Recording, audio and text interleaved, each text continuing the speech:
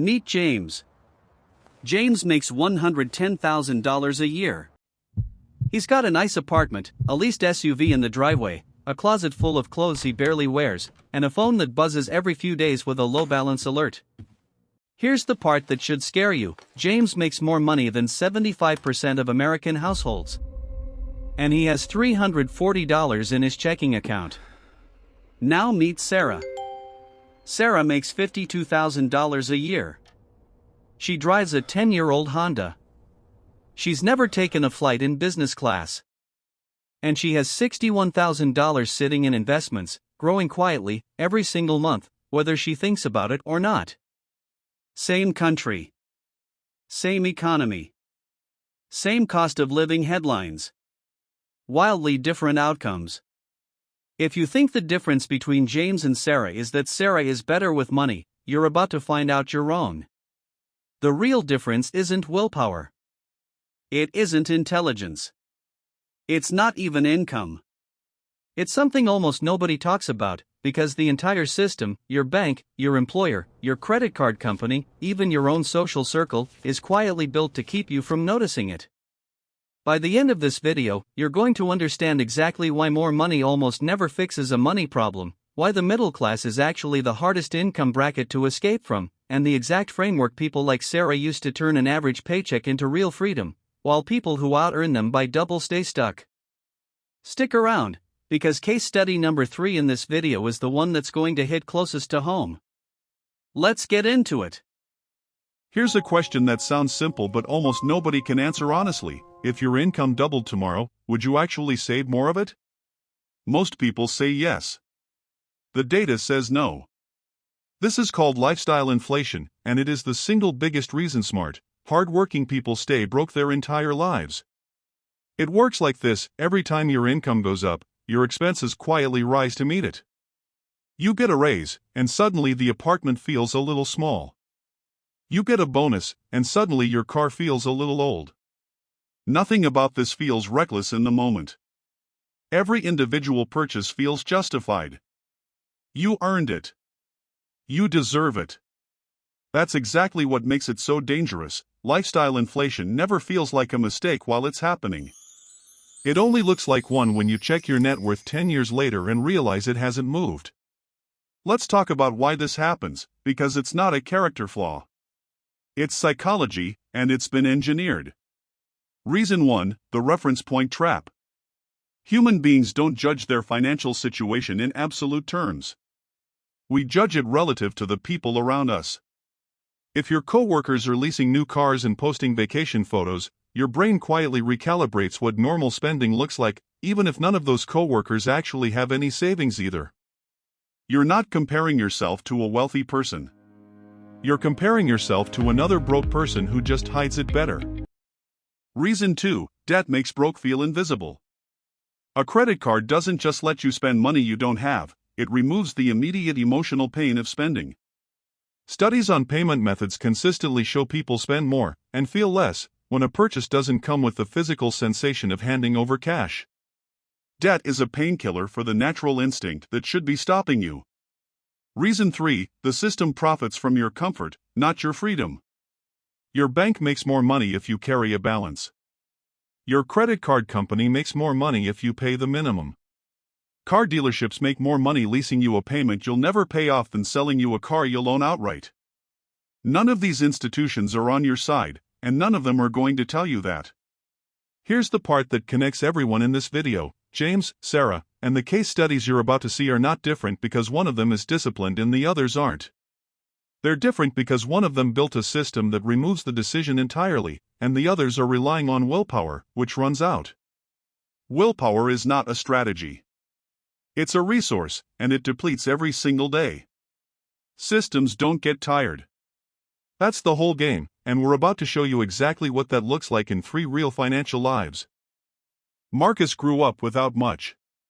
His parents worked hourly jobs, and money was something that disappeared before the month ended, not something that got planned. When Marcus started his first job, $34,000 a year at a logistics company, he did what almost everyone in his situation does: he tried to catch up all at once. New phone. New wardrobe. A car loan he couldn't comfortably afford. 18 months in, Marcus had $6,200 in credit card debt and a car payment eating 22% of his take-home pay. He wasn't lazy. He wasn't stupid. He was doing exactly what a 24-year-old with no financial education and a lifetime of scarcity is statistically likely to do: spend to prove to himself that the scarcity was over. The turning point wasn't a raise. It was a spreadsheet. Marcus sat down for 1 hour and wrote out every single recurring expense he had. Not to feel guilty, just to see it. And what he saw was 3 subscription services he'd forgotten about, a car payment that was 40% more than a reliable used car would have cost him, and almost $200 a month in food delivery fees alone. Marcus didn't fix his life in a weekend. He fixed one decision: he committed to paying off his smallest debt first, then rolling that payment into the next one, a method we'll break down fully in a few minutes. 11 months later, Marcus was debt-free.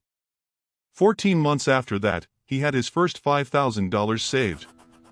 He still makes about $34,000 a year, improved to about $41,000 with 2 small raises. His life didn't get easier because his income went up. It got easier because he stopped the leak before he tried to fill the bucket. Priya makes $145,000 a year as a marketing director. On paper, she is the success story. In reality, Priya has less liquid savings than Marcus.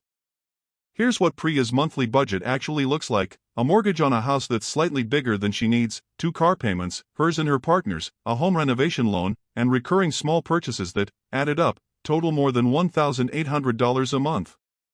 None of these are irresponsible on their own. Together, they form what financial planners call the invisible ceiling, a lifestyle that expands exactly as fast as income, so that no matter how much Priya earns, her margin never grows. Priya isn't in crisis. That's actually what makes her situation more dangerous than Marcus's ever was. Crisis creates urgency. Priya has no urgency, because every bill gets paid every month. She's comfortable, and comfortable is precisely the condition that lets lifestyle inflation run for a decade without anyone noticing, until a layoff, a medical bill, or a market downturn hits, and there's no cushion underneath the comfort at all. The lesson from Priya isn't about a mistake. It's about a warning: income solves the wrong problem. Income makes it easier to survive a lifestyle. It does almost nothing to build wealth unless a portion of every single dollar is deliberately redirected before the lifestyle has a chance to absorb it. We opened with Sarah, and here's the full picture. Sarah makes $52,000 a year, less than half of what Priya makes, and only slightly more than Marcus.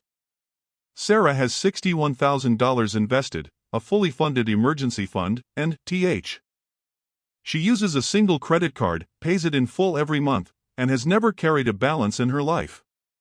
None of this required Sarah to earn more. It required Sarah to build a system that made good decisions automatic and bad decisions require extra effort, the exact opposite of how James, Priya, and the version of Marcus from 3 years ago were all living. Here is the system. Not a mindset. Not motivation. An actual sequence of steps, in order, that takes anyone, regardless of income, from the middle class trap to real financial control.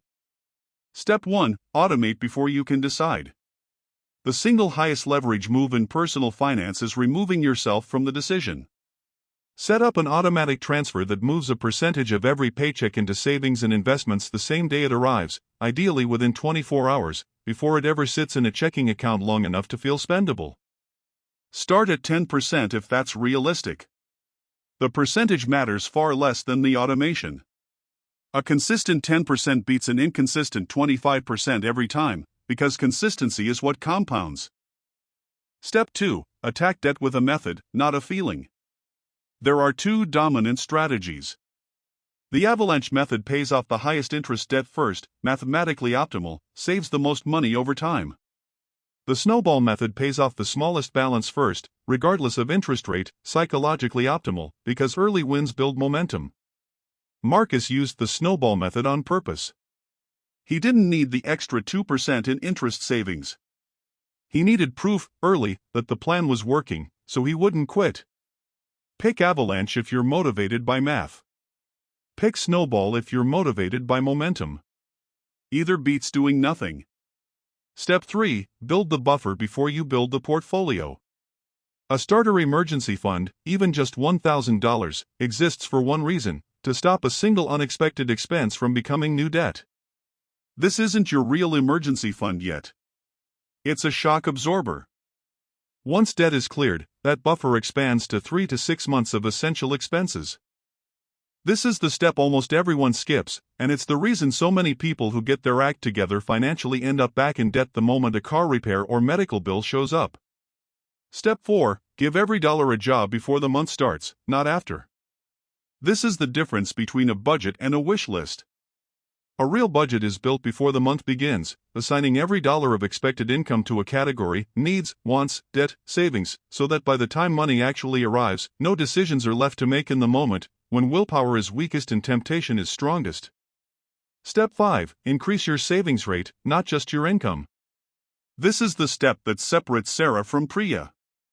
When income goes up, a raise, a bonus, a new job, the instinct is to upgrade lifestyle immediately. The framework instead splits every increase: half goes to lifestyle, half goes to savings and investing, automatically, before it has a chance to become normal spending. This single habit is the entire reason two people earning wildly different incomes can end up in completely opposite financial positions. Step 6. Invest consistently, and stop trying to time it. Money sitting in a savings account earning less than inflation is quietly losing value every single day. Once the emergency fund is built and high-interest debt is cleared, consistent contributions to retirement accounts and low-cost index funds, regardless of what the market is doing that week, is what actually builds long-term wealth. Not stock picking. Not timing.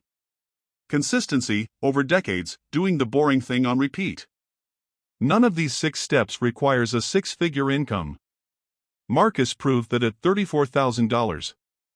Sarah proved it at $52,000. What they both prove is the core idea of this entire video: the system beats the salary, every single time.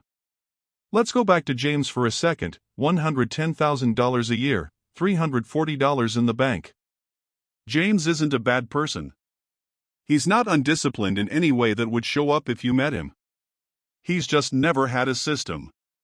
He's been making financial decisions one at a time, in the moment, using willpower that ran out around the 3rd week of every single month for years. That's not a character flaw. That's what happens to almost everyone who's never been shown a different way. The middle class trap isn't about how much you earn. It's about whether your money has a job before it hits your account, or whether it's waiting for you to make a good decision every single day for the rest of your life, a bet that, statistically, none of us win forever. If there's one thing to take from this video and actually do today, it's this: open your bank account right now, and set up one automatic transfer, even $50, into a separate savings or investment account, time to hit the day after your next paycheck lands. That's it. That's the whole first move. Not a full budget overhaul. Not quitting every subscription. One automated transfer that removes tomorrow's decision from your hands today. Sarah didn't build $61,000 in one decision. She built it in one decision, repeated automatically, for years, without ever having to think about it again. That's the trap, and that's the way out. If this video helped you see your own finances differently, subscribe, because next week we're breaking down the exact debt snowball spreadsheet Marcus used to go from $6,200 in debt to fully debt-free, and I'm giving away the template for free. See you in the next one.